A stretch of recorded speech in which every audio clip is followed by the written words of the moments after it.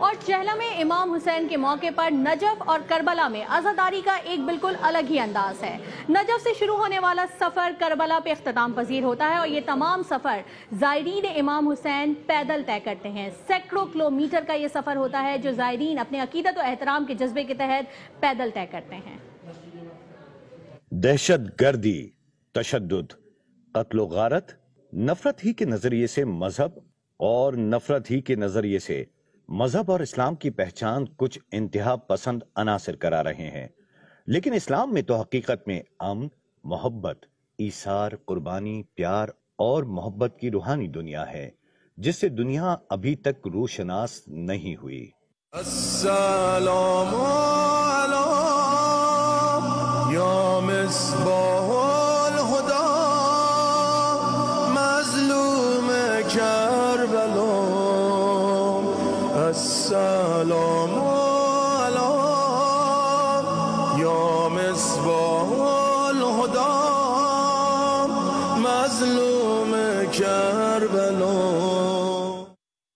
Najaf سے کربلا تک لاکھوں زائرین ہر سال اربعین کے موقع پر پیدل سفر کرتے ہیں۔ ان مسافروں کو زائرین امام حسین کہا جاتا ہے اور یہ سفر زائرین کہلاتا ہے۔ نجف سے کربلا تک کے 80 کلومیٹر کے اس پیدل سفر میں 3 سے 4 دن لگتے ہیں۔ سفر میں ہر رنگ، عمر اور مذہب کے لوگ حصہ لیتے ہیں۔ یہ سفر نجف میں باب العلم حضرت علی کرم اللہ وجہہ کے روزے سے شروع ہو کر کربلا معلیٰ میں امام علی مقام حضرت امام حسین کے روزے پر اختتام پذیر ہوتا ہے، اور پھر اربعین کے دن شہدائے کربلا کو خراج تحسین پیش کیا جاتا ہے۔ اس سفر میں جتنے بھی گھر آتے ہیں ان کے مکین اپنے گھروں کے دروازے لاکھوں زائرین کے لیے کھول دیتے ہیں۔ ہزاروں کی تعداد میں یہ مقامی لوگ خادم بن کر زائرین کی خدمت کے لیے موجود رہتے ہیں۔ ان کی موجودگی سے لاکھوں زائرین کو سفر میں کسی بھی قسم کی پریشانی کا سامنا نہیں کرنا پڑتا۔ اس سفر میں ایسے مناظر دیکھنے کو ملتے ہیں جو شاید کہیں بھی نظر نہ آئیں۔ کسی سائل کی طرح یہاں کے مقامی لوگ ان زائرین کی خدمت کرنے کے لیے تڑپتے نظر آتے ہیں۔ زائرین کے لیے رہائش کا بہترین انتظام کیا جاتا ہے۔ ناشتہ، چائے، بستر، یہاں تک کہ موبائل چارجرز کی سہولت ان زائرین کو فراہم کی جاتی ہے۔ خدمت کرنے والے خادموں کے چہروں پر جو اطمینان ہوتا ہے وہ دیکھنے کے لائق ہوتا ہے۔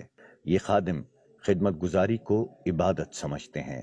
سفر کی تھکن کو دور کرنے کے لیے زائرین کے پیروں کی مالش بھی کی جاتی ہے۔ ایثار اور محبت کی ایسی مثال دنیا کے کسی بھی کونے میں ملنا مشکل ہے۔